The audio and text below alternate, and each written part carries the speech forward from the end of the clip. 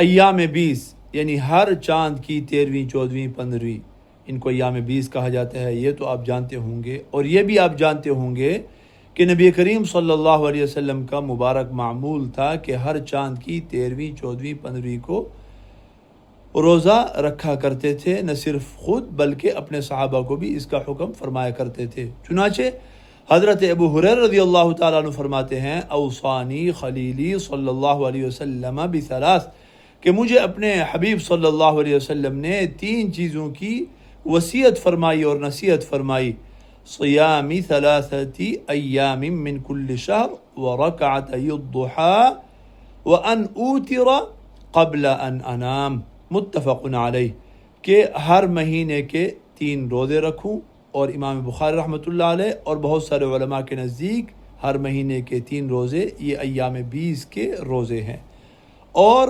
چاشت کی یا اشراق کی 2 رکعت پڑھوں، اور تیسری نصیحت کہ سونے سے پہلے وتر پڑھ لوں۔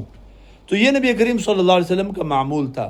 آج بھی چاند کی 13ویں ہے، مگر یہ ذی الحجہ کی 13ویں ہے، ایام 20 میں آ رہی ہے، لیکن ساتھ ساتھ ایام تشریق میں بھی آ رہی ہے، لہذا آج ہم نے روزہ نہیں رکھنا۔ کیوں نہیں رکھنا؟ اس لیے کہ ایام تشریق میں آ رہی ہے، اور نبی کریم صلی اللہ علیہ وسلم نے ایام تشریق میں روزہ رکھنے سے منع فرمایا ہے۔ سال کے 5 دن ہیں جن کے اندر روزہ رکھنا منع ہے۔ ایک تو عید الفطر کا پہلا دن، اور 4 دن یہ عید الاضحیٰ والے، یعنی عید الاضحیٰ کا پہلا دن اور اس کے بعد کے 3 دن۔ لہذا آج اگر کسی نے روزہ رکھا ہوا بھی ہے تو اس کے لیے حکم یہ ہے کہ وہ اس روزے کو جاری نہیں رکھ سکتا، بلکہ یہ روزہ اسے توڑنا ہوگا، ضروری ہے اس کے اوپر۔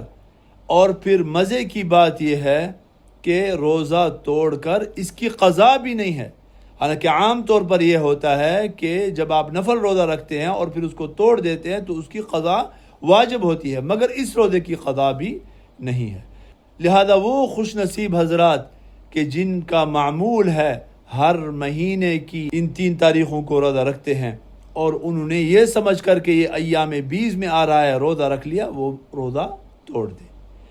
اس سے سبق کیا ملتا ہے میرے محترم دوستو؟ کہ دین نام ہے اتباع کا، اپنی سمجھ کے اوپر اور اپنی خواہش کے اوپر چلنے کا نام اور اس پہ عمل کرنے کا نام دین نہیں ہے۔ دین وہ ہے جو کہ اللہ اور اس کے رسول صلی اللہ علیہ وسلم ہمیں بتائیں کہ یہ کام کرنا ہے تو کرنا ہے، اور جب کہیں کہ یہ کام نہیں کرنا تو نہیں کرنا، اگرچہ وہ کام ہمیں دین ہی کیوں نہ لگ رہا ہو۔